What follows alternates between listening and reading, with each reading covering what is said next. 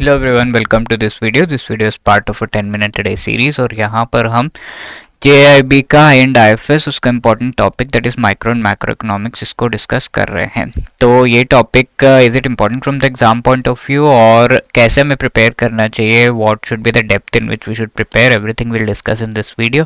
But video में आगे बढ़ने से पहले let me tell you, if you are preparing for the JAIIB exam then you should have a very fair idea of कैसे आप इस एग्जाम के मोस्ट इम्पॉर्टेंट टॉपिक्स को प्रिपेयर कर सकते हैं। तो इससे related previous year questions, most important topics and MCQs आपको पता होना चाहिए।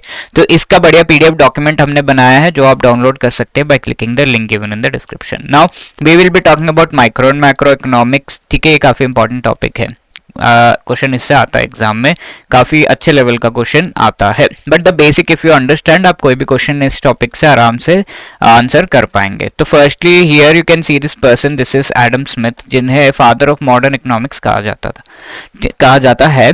और इन्होंने सबसे पहले वेल्थ डेफिनेशन ऑफ इकोनॉमिक्स भी दी है। ही गेव द प्रीवियस जो टाइप ऑफ इकोनॉमिक्स था उसमें वी हैव सीन कि वेल्थ डेफिनेशन भी इन्होंने दी है और मॉडर्न इकोनॉमिक्स से रिलेटेड डेवलपमेंट्स भी इन्होंने किए हैं। तो he is known as the father of the modern economics. इन्होंने कहा कि बिहेवियर डिफरेंट इंडिविजुअल एंटिटीज का कैसा है, प्राइसेस, एफिशिएंसी मार्केट्स में किस तरीके से वेरी कर रहे हैं, इन चीजों से related we should have a very good idea and this falls under the domain of the micro economics. तो सबसे पहले माइक्रो इकोनॉमिक्स डेवलप हुआ where we are talking about the development of the modern economics. तो micro economics जैसे develop हुआ, we should know कि what are the components of this micro economics. So very importantly we have the different entities जो कि एकदम micro level पे हैं। You can see इस तरीके से माइक्रोस्कोप यूज करके या फिर इससे देखा जा रहा है। तो माइक्रो लेवल पे कौन है, हाउस होल्ड्स है, देन फर्म्स, कंपनीज हैं।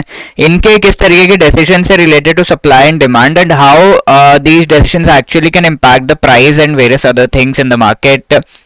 तो ये सब कुछ हमारे डिस्कशन का डोमेन है as far as micro economics is concern. तो माइक्रो लेवल पर एक इंडिविजुअल, एक फर्म, एक कंपनी के लेवल पर हम डिस्कशन कर रहे हैं।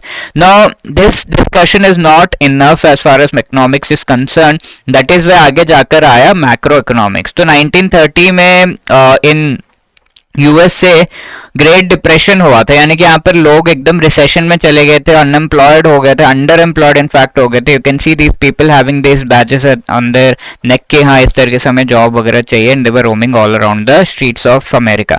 तो इस टाइम पर 1936 में जॉन मेनार्ड कीन्स नाम के जो व्यक्ति हैं, इन्होंने एक बुक लिखी थी, the general theory of employment, interest and money. इस पर्टिकुलर बुक में इन्होंने काफी अच्छे से डिफाइन किया है, डिस्क्राइब किया कि यार मैक्रो इकोनॉमिक्स की बहुत ज्यादा जरूरत है। Macro means economics at the level of a larger area, like the level of the people, at the level of state, a country entirely. तो that is called macroeconomics. That is why इन्हें father of macroeconomics भी कहा जाता है। अभी macroeconomics में हम discuss करते हैं about the central bank, we talk about different macro indicators, we also speak about the unemployment, inflation, ये सारी चीजें, ये सब इंटरनेशनल ट्रेड जो कि आप एक कंट्री के लेवल पर ही डिस्कस कर सकते हैं।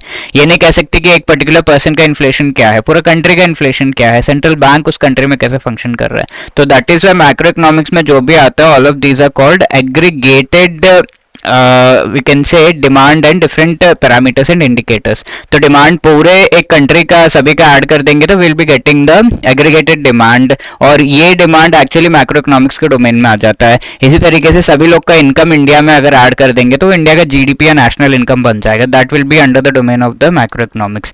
Now this is a question that was asked in the exam May 2023 में, study aggregated indicators such as GDP, unemployment rates, ये सब जो है ये किस डोमेन में आता है। So what would be your answer, do let me know in the comment section. ये क्वेश्चन पिछले सेशन में हमने देखा था, economics is a science which studies human behaviour as relationship between ends and scarce means. तो ये scarcity definition, the answer to this question is B.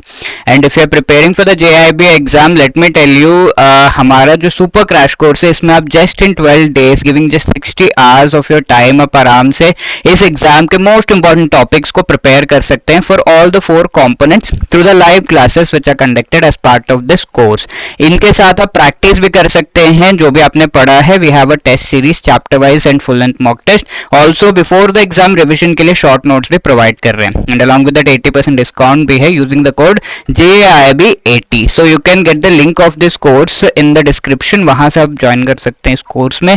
And apart from that, if you have any other queries, you can call us on this number or drop a mail at hello@edutap.co.in. Wishing you all the best. Thank you so much.